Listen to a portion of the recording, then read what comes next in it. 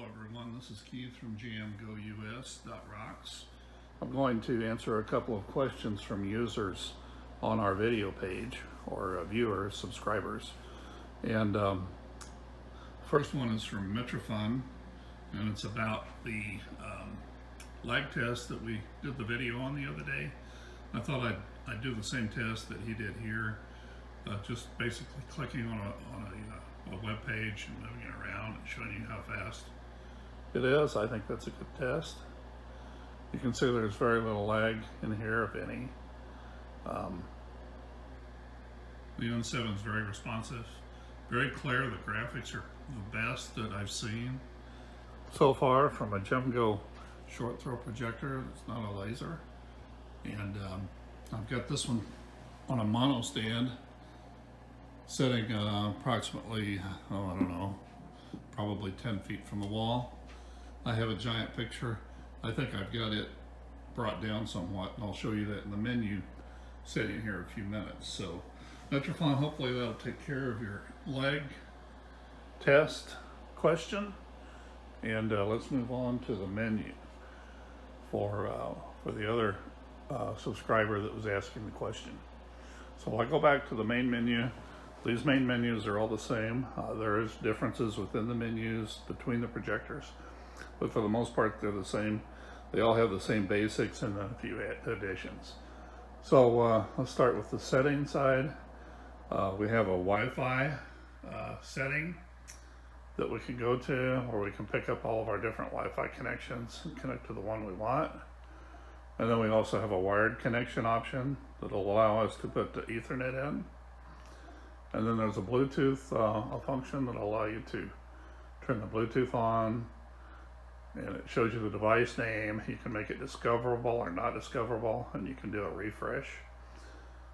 Then there's an input source function where you can go local or the HDMI input. You can also pop up a left screen for that, or a right screen I should say. There's a mirroring function that installs the HappyCast. So we're not going to do that right now, it's already on there. There's a power function that allows you to check software updates.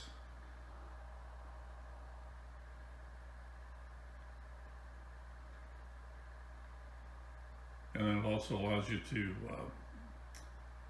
shut the unit down or do a timing shutdown, where you can shut it down in 1 hour, 3 hours, or set it up for a custom shutdown.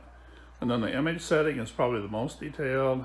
We have several different options here. You have ordinary, where it's the default. You can set it on low luminance, which is energy saving, or high luminance, or you can set it on custom. And you can change the colors, red, green, and blue, right here if you'd like to do that. I'm going to set this on back to ordinary. And then you can change the aspect ratio from 16:9 to 4.43 or 16:10. It has a digital zooming option that you can zoom in or out. Actually, in is the only way you can zoom. You can't go out with it anymore. There's also an automatic focus setting that allows you to turn it on or turn it off. Default is on. Keystone correction, you can do that manually or automatically. It also has a horizontal correction that it'll do automatically. And it has a custom correction that you can go to 4 corners and move the screen around up or down, depending on where you want it. I'm going to reset this one just to show you.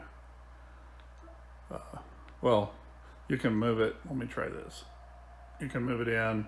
If you don't like that, you can go back to reset and it brings it back to where it was. You also can do a ceiling mode and a rear mode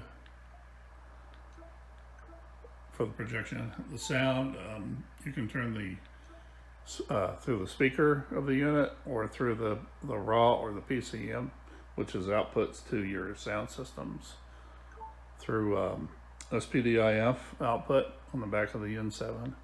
You can turn the system sound on and off. You can use it as a Bluetooth speaker or not. Language input, it allows several different types of languages: French, German, Spanish, Portuguese, Arabic, Indonesian, Korean, all these other languages that you can set it up with. Your time zone you can set to your current time zone. I have this one set for Pacific, but actually it's Eastern.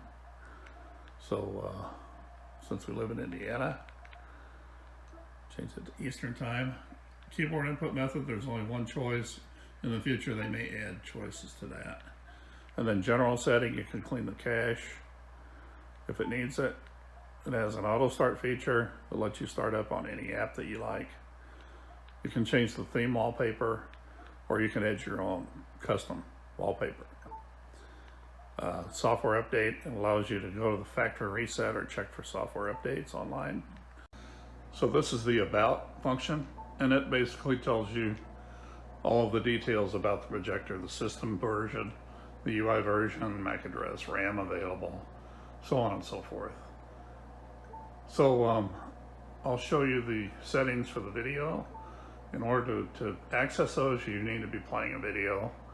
So I'm going to go to a disk drive that I put in here that has a lot of content on it. So let's go find a video that we can play on here. We'll do in our advertising section. I'll go on down. There's a real good video here that would work. So right here.